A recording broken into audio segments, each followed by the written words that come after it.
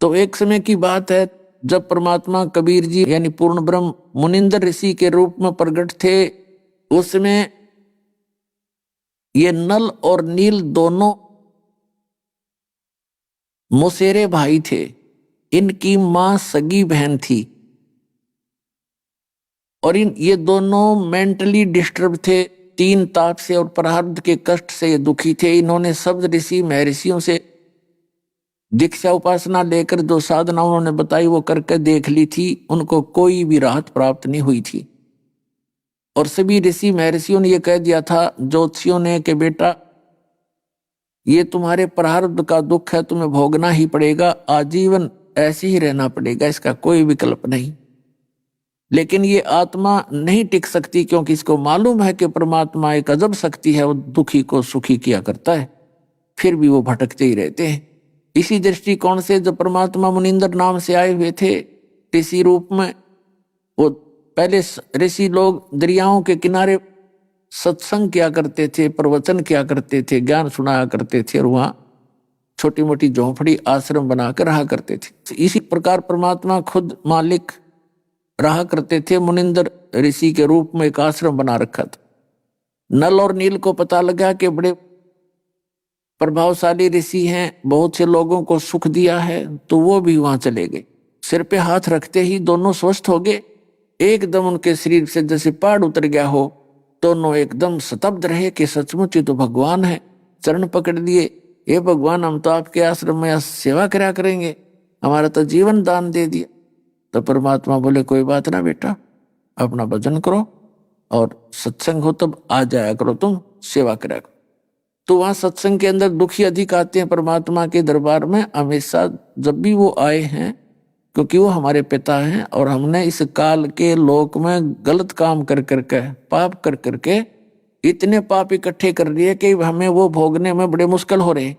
और वो दयालु है, इसके पास एक पावर है कबीर भगवान के पास के जब ही नाम हृदय धर्यो भयो पाप को नाश, अरे जैसे चिंगारी अग्नि की वो पड़े पुराने घास। ये हमारे पापों का नाश करके हमें सुख करते हैं और फिर भक्ति के लिए प्रेरित करते हैं। तो वहां बूढ़े बुजुर्ग रोगी आते थे, उनको पता था नल और नील को कि अब मुश्किल से भगवान ने दया करी है और खूब सेवा करेंगे। परमात्मा ने कहा बेटा सेवा करना, इसे बर्तन साफ करे, झाड़ू पोछा करे, जैसी तुमसे बने, क्योंकि सेवा से बहुत मेवा मिलती है। बूढ़े बुजुर्ग भक्त आते हैं, इनकी किसी कपड़े धोए, बर्तन धोए। पहले बर्तन अपने अपने साथ ले जाया करते थे, सत्संग में जाते 2-4 दिन, और पहले इसे बर्तन उड़ा कर छोटे मोटे कोई थाली कटोरी होगी तो वो क्या करते थे, बर्तन धोने जाते या कपड़े धोने के लिए ले जाते अन्य रोगियों के, वृद्धों के, जो भी सत्संग में दिन में सुनते थे। और पहले साबुन वगैरह नहीं होते थे, ऐसे ही बर्तनों को मांजा करते थे पानी से, रेत से। तो वो पानी मन भिगो कर रख देते थे कुछ समय दरिया के किनारे, ये गीला हो जाएगा, मैल गल जाएगा, फिर बाद में आसानी होगी धोने में। तो रख के और पानी किनारे पर, दरिया के किनारे भर भर कर डबो देते थे थोड़े से पानी में किनारे पर, तट के ऊपर। और थोड़ी सी दूर बैठकर अपने वृक्ष के नीचे वो चर्चा करते थे दिन में सुनी हुई परमात्मा की महिमा का, और अपने बारे में भी कहते थे, हो भगवान मिल गए, देखिए सब ऋषि नकली हैं, कहाँ कहाँ हम गए। सभी कहते थे ये तो तुम्हारे प्रारब्ध में लिखा हुआ पाप है, भोगना ही पड़ेगा, ये तो भोगने से ही समाप्त होता है। और देखो ये भगवान है, स्वयं मालिक आए हैं, इन्होंने इनको पहचान नहीं रही। ऐसी चर्चा करते रहते थे। फिर वो धोने के लिए किनारे पर जाते थे, तब तक कुछ तो कटोरी बह जाती, किसी का गिलास खो जाता, को थाली बहगी। ऐसे कपड़े धोने जाते, उनको भी पानी में भिगोकर चर्चा करने लग जाते। किसी का कुर्ता बह गया, किसी की धोती, बाकी जो बची हुए ले आते थे, उनको पता नहीं इसका कौन है, बता के धो के सुखा के टांग देते और अपनी अपनी छांट लो। अब पता लगता किसी की धोती नहीं, किसी का कुर्ता नहीं, किसी का गिलास नहीं, तो किसी की थाली को नहीं। फिर उनसे पूछते भाई हमारे भगत, हमारा कुर्ता नहीं, हमारी ऐसे नहीं, तो वो कहते नहीं हम तो सारे ले आए। तो दूसरे भगत जो दूसरे सेवादार बताया करते थे, जी ये इतने मस्त हो जाते हैं बातों में, भगवान की चर्चा करते रहते हैं, वृक्ष के नीचे बैठकर वो पानी में बह जाते हैं, इनको पता भी नहीं लगता। तो अन्य भक्त कहने लगे कि भाई नल नील हम पर रहम करो तुम, हम अपने आप पर धो लेंगे। अब कहाँ से तुम जाकर कटोरी लाएंगे, कहाँ कुर्ता लाएंगे, 2-3 दिन का सत्संग है और तुमने तो बात बिगाड़ दी, आप हमारी सेवा रहने दो। तो वो डर गए कि गुरुजी तक बात जाएगी, फिर हम दोबारा बीमार ना हो जाएं। अवनो के ना भाई आगे हम ठीक लाएंगे, ये भगत जी का माफ करो, अगली बार फिर वह कहानी होगी। तो ये बात परमात्मा तक पहुंच गई। परमेश्वर मुनिंदर रूप में विराजमान कबीर परमेश्वर के पास पहुंच गई। अब वो डर गए दोनों, अकाज तुम्हें फिर से वो दुख होगा। भगवान रुस गया तो राम रुस गया, गुरुजी रुस गया तो भगवान रुस गया। डरते डरते गए। परमात्मा बोले भाई नल नील तुम्हारा उद्देश्य तो बेटा अच्छा है, पर ये तुम्हारे बस की बात नहीं, आप ये सेवा मत करो, और कोई कर लो बेटा, इधर बहुत सी झाड़ू लगा लो कि तो वो 100 काम है, ये कर लो, रोटी बनवा लो। हाथ जोड़कर नु सोचे गुरुजी नाराज होकर कह रहे हैं, न बोले भगवान अपने दासों को जीवन दान दिया है, हमसे गलती होगी, आगे भविष्य में बिल्कुल नहीं होगी दाता, माफ कर दो। हमने दोनों चरण पकड़ लिए। दूसरे भगत कहने लगे जी ये जाते हुए काम करेंगे अगर आपने उनका आदेश दे दिया था। परमात्मा बोले भाई ठीक आदेश तो मैं दे दूंगा, क्योंकि इनकी डिमांड है, इच्छा हार्दिक है, पर आज से बेटा तुम्हारे हाथ से कोई वस्तु नहीं डूबेगी पानी में, से पत्थर भी धर दियो जल के ऊपर, स्टील की भी नहीं डूबेगी, कांसी की भी नहीं डूबेगी, और जाओ कर लो सेवा। उसके बाद परमात्मा के आशीर्वाद से नल और नील के हाथों से कोई भी वस्तु जल में नहीं डूबी थी।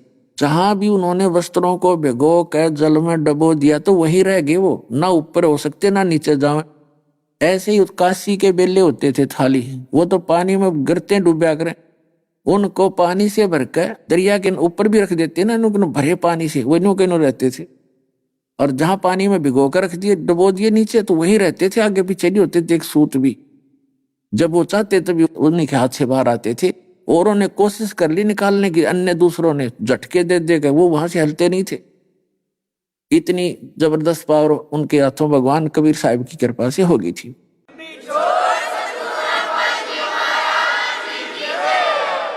अब ये समुद्र पुल की जो बात है कि जब धर्मदास जी को परमात्मा बता रहे हैं कि जिस समय श्री रामचंद्र जी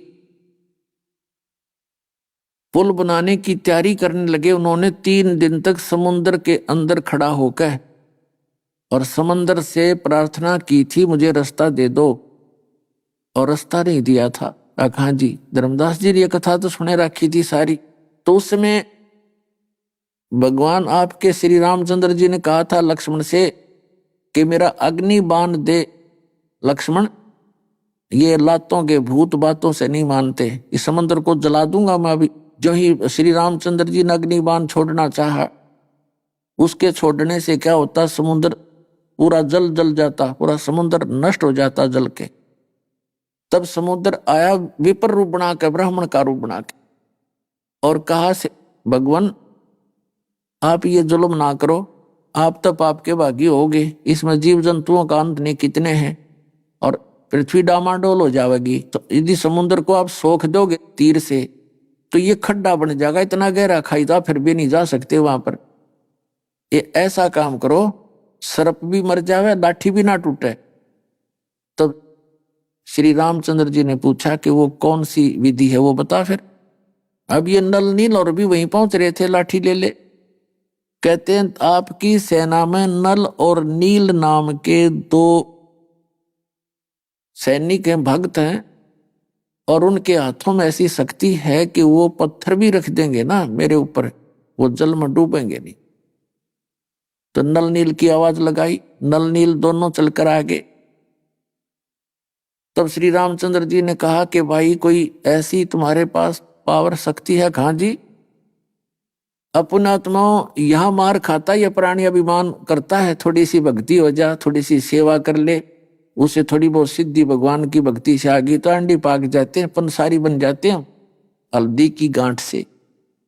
तो ये मार खाते हैं प्राणी, कभी भूल का भी कोई सिद्धि दिखाना नहीं, और हो जाए तो कहना कि नहीं हमारे बस की बात नहीं है। क्योंकि आपकी भक्ति से आपके अंदर ऐसी भक्ति शक्ति हो जाएगी, आप किसी को कहोगे भला होगा, उसका भला हो जाएगा, आपको हानि होगी। किसी का बुरा सोचोगे, उसका बुरा हो जाएगा, लेकिन आपको नुकसान भी होगा, आपकी भक्ति खत्म होगी। तो नल नील ने सोची आज तारीख खूब नंबर बन गए, हनुमान भी फेल, अंगद भी फेल, आज तो सारे अरे तुम्हारी वाह वाह हो जाएगी। तो श्री रामचंद्र जी ने कहा भी एक ट्रायल करके दिखाओ, कोई पत्थर रखो उठा करके जल पे, लाए उठा के दोनों एक एक पत्थर रख दिया उन्होंने फटाफट, यूं रखते ही डूब गया। तो उसने भी रखा दूसरे ने, वो भी डूब गया।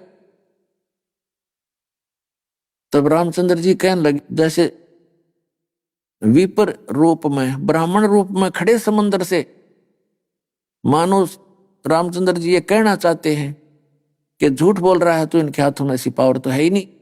तब उसी समय रामचंद्र जी के बोलने से पहले ही उस विपुर रूपधारी समंदर ने कहा कि नल नील तुमने गलती कर दी, आज आपने अपना गुरुदेव याद क्यों नहीं किया। तब उन्होंने अपनी गलती महसूस हुई, क्योंकि ये जीव यहां मार खाता है कि कहीं हम भगवान ने याद करें तो ये नो ना सोच ले रामचंद्र की इनमें शक्ति कोई ना, इन्होंने तो किसी से उधारी मांगी है। इसलिए उन्होंने उस दिन परमात्मा भी याद नहीं किया। और कबीर साहब कहते हैं जैसे माता गर्भ को राखे यत्न बना और ठेस लगे तो छन्न हो तेरी, ऐसे भक्ति जा कि जैसे माता को गर्भ रहा हो मुश्किल से किसी बहन बेटी को, और फिर वो उस गर्भ की कितनी चिंता रखती है, कितनी केयर टेक करती है। हे भगवान ऊंचे नीचे पर पैर ना टिक जा, मेरा बच्चा खराब ना हो जावे। रात को सोते समय भी, करवट लेते समय भी एकदम उदड़क के उठती है कि बच्चे का दाब ना लगी हो, खराब ना हो जाए। तो ऐसे परमात्मा कहते हैं कि तुम्हारे अंदर ये सत भक्ति रूपी, इस भक्ति के मंत्र से आपके अंदर भक्ति रूपी गर्भ पल रहा है। और इस भक्ति को अगर तुम थोड़ी सी भी लापरवाही कर दोगे, आपकी ऐसे भक्ति नाश हो जाएगी जैसे माता गर्भ को रखे यतन बनाए और ठेस लगे तो छन हो जा। अगर उसका कोई झटका लग जाए तो वो बच्चा नाश हो जाता है, पेट गर्भ। तो ऐसे भक्ति नसावे, आपकी भक्ति भी जरा सी लापरवाही से ऐसे नाश हो जाएगी जैसे नल और नील की होगी। अब ब्राह्मण रूप में खड़े थे जो समुद्र ने कहा कि अब इन्होंने अपनी भक्ति बिगाड़ दी। तब उन्होंने अपने गुरुदेव को याद किया, रोने लगे, कहते पहुंचूंगा क्षण एक में जन अपने के काज, एक क्षण में परमात्मा थोड़ी सी दूर आते नजर आए। नल्ली ने कहा कि गुरुजी आगे, गुरुजी आगे, वो आगे, वो आगे, दोनों उनके चरणों की तरफ दौड़े। तो सबका ध्यान उधर गया, परमात्मा निकट आ गए। तब श्री रामचंद्र जी ने कहा कि हे ऋषिवर, आज मेरे ऊपर आपत्ति आई हुई है, सारी कहानी कथा सुनाई और मुझे लंका से पार होना है। आज मेरा दुर्भाग्य है कि आपके इन भक्तों के हाथों में भी वह शक्ति नहीं रही, मेरे दुर्भाग्य के कारण इनसे भी पत्थर नहीं तर रहे। तो परमात्मा ने कहा अब इनके हाथों से कभी कोई वस्तु तरह भी नहीं गई, इनके अंदर मन में दोष आ गया, अभिमान हो गया। तब श्री रामचंद्र जी ने कहा कि भगवान फिर हमारा क्या होगा, रजा करो, आप जब इनको शक्ति दे सकते हो अपने शिष्यों को तो हमारा भी कुछ रास्ता निकालो। तब परमात्मा ने कहा ठीक है। एक आत्मा परमात्मा कबीर जी के मुनिंदर रूप में, ऋषि रूप में आए हुए थे। एक सोटी थी डंडी, जैसे डोगा सा होता है, उस डंडी के साथ साथ एक लाइन खींच दी, रेखा, एक पहाड़ के चारों तरफ से रेखा घुमा दी कि लो भाई इसके बीच बीच के पत्थर उठा लियो, ये नहीं डूबेंगे। अब ले उठाकर बड़े बड़े पत्थर रखने लगे। नल और नील एक शिल्पकार भी थे, उन्होंने उनको छोल छाल कर पैरेलल से कर एक दूसरे में फंसा कर रखे थे और वो तेरे थे उस परमात्मा कबीर जी के आदेश से।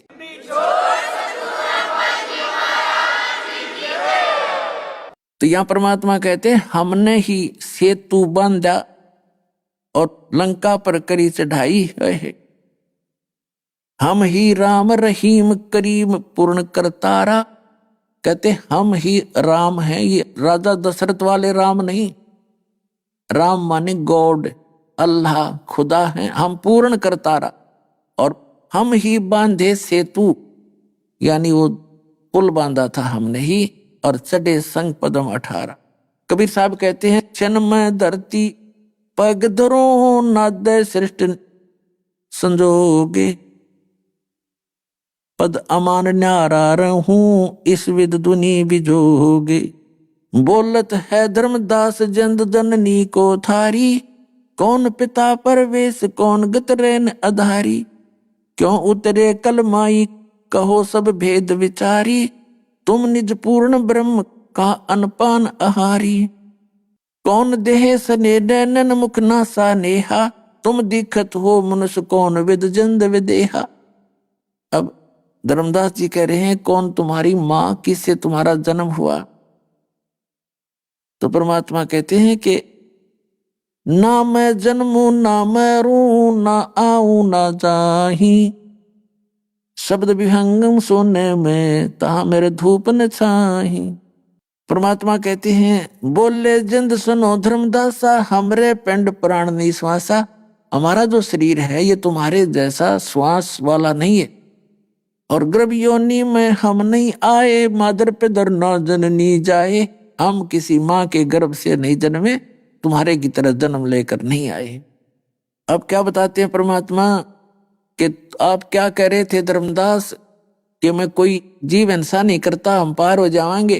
कहने लगे कि देखो तुम भ्रमित हो और काल ने भ्रमित कर रखे हो। आप जो साधना कर रहे हो श्री राम श्री कृष्ण सत्र की, या वेदों में जो वर्णित है केवल ओम नाम की, ये ओम ब्रह्म का मंत्र है, और ब्रह्म पर ब्रह्म ब्रह्मा विष्णु महेश ये आपके पाप को नाश नहीं कर सकते। जैसा कर्म करोगे वैसा ही फल देंगे। वो परम अक्षर ब्रह्म है, वो पूर्ण परमात्मा है, वो मैं ही हूं, और मेरी ही साधना से, मेरे द्वारा बताई विधि से आपके पाप नाश हो सकते हैं। और जब आप जो साधना कर रहे हो और कहते हम कोई पाप नहीं करते, जैसे हिंदू कहते मुसलमान मांस खाते हैं इसलिए वो पापी है, परमात्मा कहते हैं वो तो चलो अपराध है ही है, लेकिन उसके पैरेलल आप दोनों के भी अपराध जो आपको मालूम नहीं वो गिनवाता हूं।